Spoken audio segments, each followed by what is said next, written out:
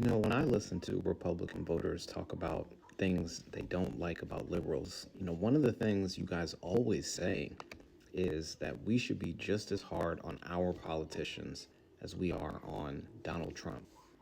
And I honestly think that's a fair point. So, have you seen what has been taking place in Washington, D.C.? For the first week of the Trump administration, we were actually very loud towards the people we voted for, the Democrats. If you had really been listening to us instead of trolling or laughing over liberal tears, you would have heard us saying over and over again, what are the Democrats doing? Why are they just sitting around? It doesn't seem like they are doing anything to try and fight what is going on in Washington, D.C. But then this week came around and we actually saw them step up and try to get in the way of this Project 2025 bullshit. Now, have they won every victory? No. All right. It's funny, you guys sit here and say they look performative, they look like they're going nuts. No, they are responding to what the people have been asking of them. That behavior is what it looks like when you are actually hard on the people you voted for, when you hold them accountable and ask them to protect you. So I challenge you, Republican voters. I challenge you, MAGA people. Do the same thing with the people you voted for. How long are you going to sit there trolling and laughing over the fact that Donald Trump won and do you guys control everything before you actually ask questions about the prices of our groceries?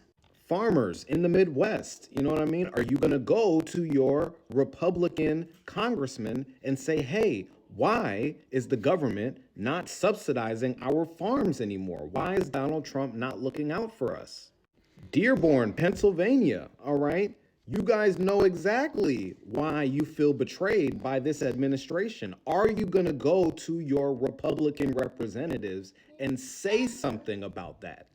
The Venezuelan community in Florida, all right? I saw that lady's press conference. She said they betrayed us. They told us that the Trump administration would not come for our community, but they did. Will you challenge your representatives and ask them why they did not have your back? And you have to be honest with yourself and admit that you did not vote for Elon Musk, okay? And if he is really in there trying to find wasteful spending and stop our government from putting money in places where it doesn't belong, ask your representatives where the money is gonna go now. Because if it's not going back to you, what was the point? If it's not going back to your communities to help make your lives easier and fix this economy you care so much about, what was the point? I'm challenging you guys to be hard on your representatives. Ask some real questions.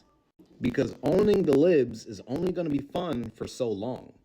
And then eventually, you're going to want some serious answers as to why the things you actually voted for, the economy, did not get any better.